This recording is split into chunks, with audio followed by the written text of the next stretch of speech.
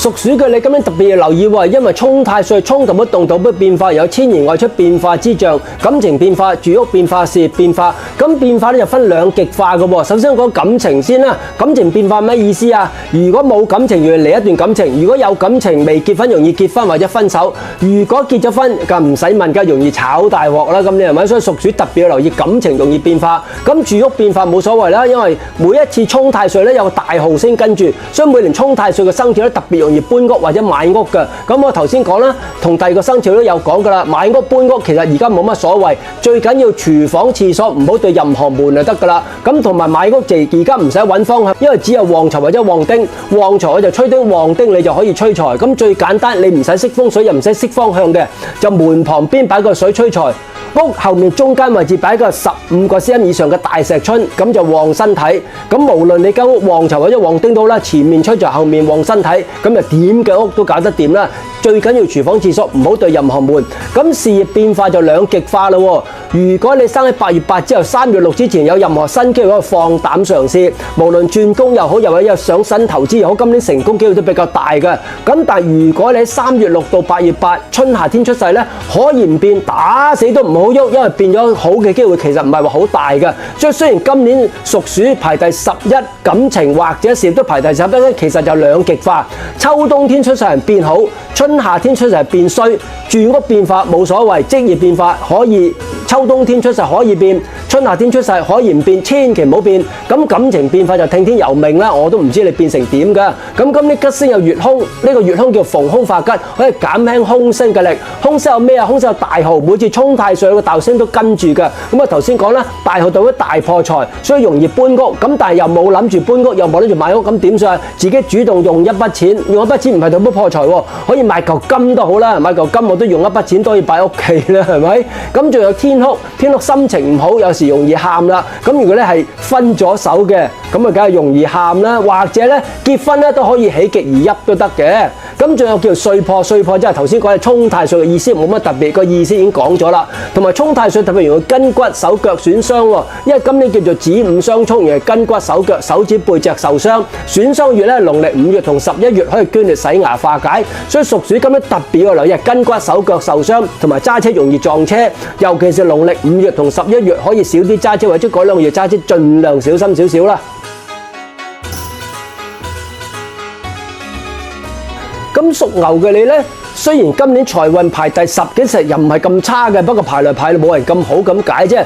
因為今年你屬牛呢，叫太歲傷害，除咗犯太歲、沖太歲，你都叫做犯太歲嘅一種，咁都叫做所以排你第10就咁解啦。咁其實咧丑午傷害就好輕微，好輕微，小嘅是非有時我自己都會忘記嘅。咁桃花方面咧，反而可以排第4喎，因為今年嚟講原來叫做霧水咸池桃花，咁所以其實又唔係話差得咁緊要嘅。咁一個排第10話人緣唔好，一個桃花排第4人緣好，咁即係打和冇所謂啦。因為今年咧叫做霧水咸池桃花，咩叫霧水咸池桃花咧？雖然冇咸池桃花咁重，咁但係都叫有桃花，咁人哋見到個樣都會順眼少少嘅。咁除咗呢樣嘢之外咧，點解排你第4桃花咧？因為今年有2粒有力嘅吉星，叫做龍德同紫微，最有力嘅貴人星得有力貴人輔助，所以財運雖然排你第10，係你俾人執到第10啫，所以唔使灰心，唔係咁差嘅，稍有是非咁解啫。咁當然咧要睇翻你春夏秋冬出世，如果你嘥秋冬天，雖然排你第10咧，你財運其實咧，如果2025係上緊，其實26、27其實一路係上嘅，上升軌跡之間。咁有時啲人咧，2022到2027有啲22開始好，就27會停啦。咁如果你發現你25先開始好咧，其實呢個運咧去到2030咧先至會慢翻落嚟噶。咁但係如果你嘥3月6到8月8咧，無論你遲好或者衰好都好啦，咁其實而家呢幾年咧都係特別衰嘅年嚟嘅，因為有啲人22開始唔好，有啲人25開始唔好。咁你發現你25先開始唔好咧，一路係30年前都要慢嘅。所以無論你22開始唔順利，25開始唔順利，去到呢個26年咧都係特別唔順利嘅年。所以記住，屬牛如果生喺尤其是5月6到8月8，所有嘢係宜守不宜攻，尤其是工作方面可以唔轉就千祈唔好轉。咁感情方面其實冇乜特別要留意嘅，因為今年叫做太歲爻合，如果係有感情，今年繼續發展都係唔錯；如果冇感情，今年又有霧水桃花。花，如果識啲已經相識嘅人。不過霧水桃花就易聚易散，就未必係真桃花嚟㗎。咁借呢個霧水桃花咧，可以俾自己人緣好啲。所以如果成日做嘅嘢要交際應酬接觸人咧，咁啲人緣都提高一線㗎。咁吉星有龍德紫微，咁空星好大紮，其實完全冇乜用㗎。好似暴敗天加六害歲煞天煞吞陷提二煞，全部冇乜特別嘅影響。所以其實今年只有吉星而無空星。屬虎嘅你12生肖之中財運排第2喎，因為你今年係財運年，只不過因為你冇兔咁好啫，因為兔係桃花年，咁你屬虎咧完全冇吉星，即使財運年都咧可能要樣樣親力親為，乜都靠自己努力把握。咁財運年嚟講，如果你嘥秋冬天一定係勢如破竹啦，係咪？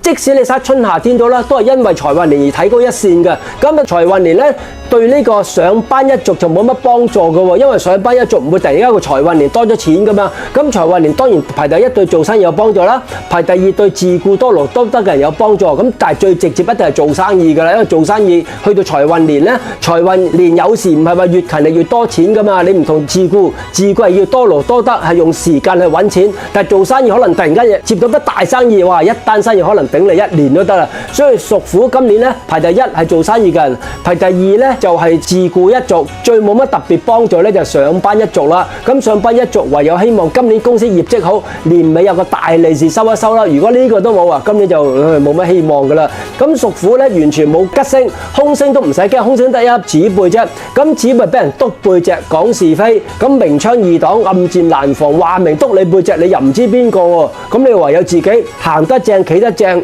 盡量唔好有破綻俾人督就得啦。咁今年財運排第2，桃花咧就排第7啫。因為你屬虎嚟到呢個馬年咧，叫做太歲3合，合都代表感情係穩定嘅，所以感情方面今年冇乜特別，唔係桃花年，但係感情比較穩定，有就繼續有，冇就繼續冇。如果冇咁點算啊？唯有留意桃花月啦，因為你今年桃花月咧就農曆6月同12月呢2個月係重桃花月。咁如果單身你又唔想再繼續單身落去咧，就唯有等呢個6月同12月啦。但係今年把握唔到啊，都唔使驚喎，因為2027羊年係你重桃花年啊，所以最多等多1年啫。